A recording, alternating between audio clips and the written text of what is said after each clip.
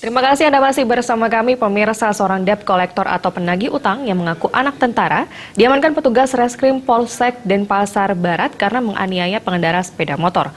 Video tindakan arogan pelaku sempat viral di media sosial dan petugas sempat dihalangi saat hendak mengamankan pelaku di kediamannya asrama TNI Jalan Panglima Sudirman, Denpasar.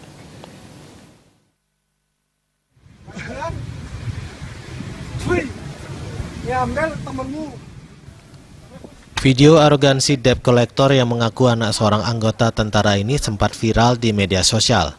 Aksi penganiayaan yang dilakukan di areal parkir RSUP Sanglah Denpasar ini memperlihatkan pelaku Purwo Kuspandi, usia 25 tahun, dengan arogan memukul, menendang, dan mengancam dengan mengaku anak anggota TNI kepada korbannya Kade Eli Handoko, 23 tahun, dan Zulham Sulhani, 23 tahun.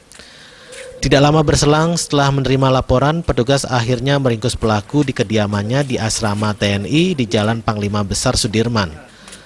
Petugas sempat dihalangi oleh petugas jaga asrama saat akan menangkap pelaku, namun akhirnya berhasil setelah menunjukkan surat penangkapan.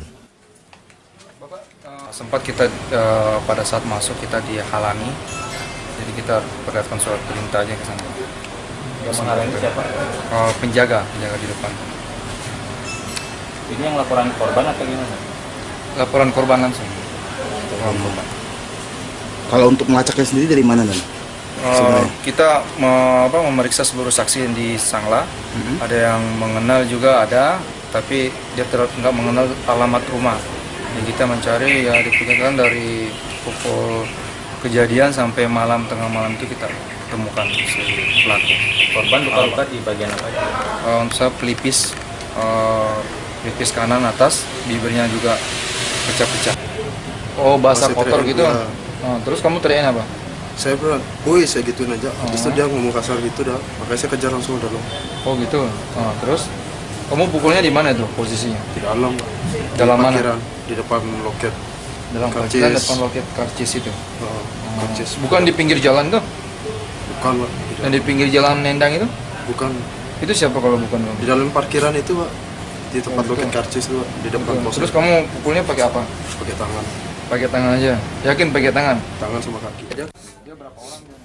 Pelaku yang bekerja sebagai debt collector ini masih menjalani pemeriksaan petugas dan akan dijerat dengan pasal 351 KUHP tentang penganiayaan dengan ancaman hukuman penjara hingga 5 tahun.